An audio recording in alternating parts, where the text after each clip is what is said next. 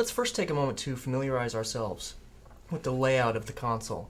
We'll work our way left to right. Seems like a logical place to start. All the way to the left of the board are the faders. On this express console, the 24 faders here are submasters. Next over, we have a grandmaster and a blackout key.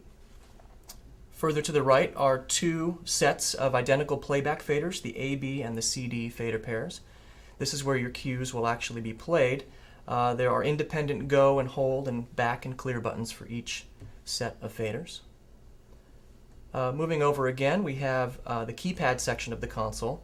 Right in the middle is the numeric keypad. This is obviously where you have your 1 through 9, your numbers, but also your plus and your minus and your clear and your enter button. So this is where you'll spend a lot of time of your programming is in this section of the desk. Just to the left of the keypad are what we call the record target keypad. This is where you have your cue button and your sub button and of course the record button.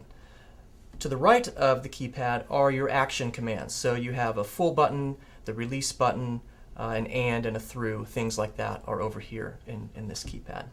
Directly above the main keypads are a very important set of keys called soft keys. They're labeled S1 through S8.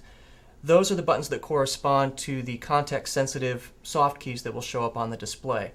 Remember that those keys often contain functions that aren't necessarily represented by a hard key on the console, so soft keys are very, very important. Make sure you remember that they exist. Above that, a couple of important keys, the M1 and M1 through M3 and the M star. Those are your macro buttons. There are 3 dedicated for the first 3 macros and an M star to access the other macros in the console. We'll cover macros as well in the training, but just know that those keys are there.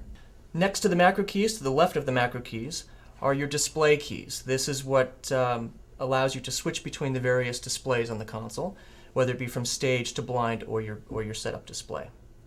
To move around the displays, there are 4 arrow keys here, left, right, up, and down. That helps you to navigate some of the displays that are spreadsheet-based or have a lot of numbers on them. And last but not least, all the way to the right is the trackpad. Express consoles have a trackpad for up and down instead of a wheel. The large square pad is what would take the place of a wheel. So by moving your finger up and down, you can increase or decrease the level that you've selected. To the left of that are the 2 smaller rectangular pads. They determine whether the main trackpad is in coarse mode or fine mode.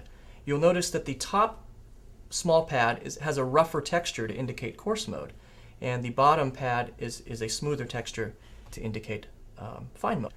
And that is the general layout of the Express console.